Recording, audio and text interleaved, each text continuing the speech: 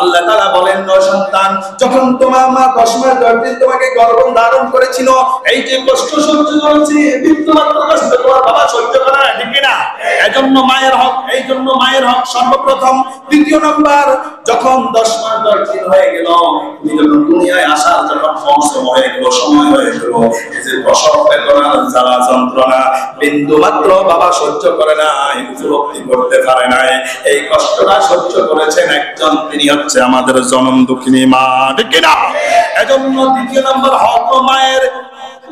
এখন তো প্রসব বেদনা নাই, এখন হচ্ছে সিজার, কথা বলে না। এখন কি কথার প্রসঙ্গে বলা লাগে, মা বোনেরা সিজার হয়, জ্বালাতন সহ্য করে আমরা পুরুষ, কথা বলে না।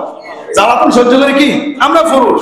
অনেক প্রেমিত হয়তো এমনও আছে, স্বামী স্ত্রী সন্তান নেওয়ার আগে সিদ্ধান্ত নেয় না, কথা বলে না, তখন আগে হয়তো সিদ্ধান্ত এমনও হতে পারে, স্ত্রী স্বামীকে বলে সন্তান নিব, ঠিক আছে, আগে আপনি আমাকে বলেন সিজারের জন্য মাসে মাসে সঞ্চয় করবেন কিনা। নাউজুবিল্লাহ, আছে না নাই? কথা বলে না। সন্তান নেওয়ার আগে চিন্তা করে নিয়ত করে সিজার, কি নিয়ত করে? সিজারের নিয়ত করে। আর বর্তমানে যত মেয়ে সিজার হচ্ছে, 95% সিজার হওয়ার অন্যতম কারণ হচ্ছে ওই মেয়ের মা। জোরে বলুন ঠিক কিনা, কথা বলে না। কারণ শাশুড়ি যারা আছে তারা জামাইকে প্রতিনিয়ত প্রেসারের মধ্যে রাখে, কথা বলেন ঠিক কিনা, কথা বলে, আছে না নাই? আমরা তো পাবলিক প্লেসে চলি, অনেক কিছু শুনি, অনেক কিছু জানি। বলে আপনি সন্তানকে দুনিয়ার আলো বাতাসে দেখা দেখি কি আমার মেয়েকে মারা যাবে নাকি? নাউজুবিল্লাহ। অথচ রাসূল সাল্লাল্লাহু আলাইহি ওয়াসাল্লাম বলেন, যে মহিলা সন্তানকে দুনিয়ার আলো বাতাস দেখা দেখি প্রসব বেদনায় মৃত্যুবরণ করবে, আর মৃত্যুটা শহীদ মৃত্যু হিসাবে কবুল হয়ে যাবে। আল্লাহু আকবার। ইন্নামাল আ'মালু বিন্নিয়াত, নিয়তের উপর নির্ভরশীল। আপনি যদি নিয়ত করেন সিজার, তো সিজারে তো কথা বলেন। আর ডাক্তারের কাছে গেলে তো সেমিনার করে, কি করা? সেমিনার করা। হ্যাঁ, বাচ্চা তো নাই, বাচ্চা তো বুকের উপর উঠে গেছে, বাচ্চা ময়লা খেয়ে ফেলছে, বাচ্চার কন্ডিশন খারাপ, 1 ঘন্টার ভিতরে সিজার না করলে, 12 ঘন্টার ভিতরে সিজার না করলে বাচ্চা অসুস্থ, বাচ্চার মা অসুস্থ, আছে না নাই?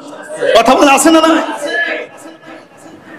মনে রাখবেন, যে বাচ্চা সিজারের মাধ্যমে দুনিয়ায় আসে তার রোগ প্রতিরোধ ক্ষমতা কম থাকে, এজন্য বেশি অসুস্থ থাকে। বেশি কি থাকে?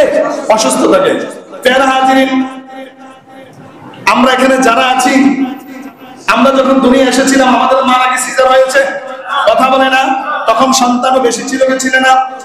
কারো ভাই বোন 9 জন, ভাই বোন 8 জন, ভাই বোন 10 জন। এখন সিজারে 2টার বেশি আর নেওয়া যায় না, 3টা নিলে রিস্ক, আছে না নাই? কথা বলে না, আছে না নাই? প্যারা হাজিরিন, এজন্য স্ত্রীদেরকে বুঝাবেন, স্ত্রীদেরকে দ্বীন ধর্ম শিখাবেন, স্ত্রীদেরকে কোরআন শিখাবেন, হাদিস শিখাবেন। আল্লাহ যদি হেদায়েত করে, যদি নিয়ত করেন নরমালি, আল্লাহ চাইলে শেফা দিতে পারেন, কি পারেন না?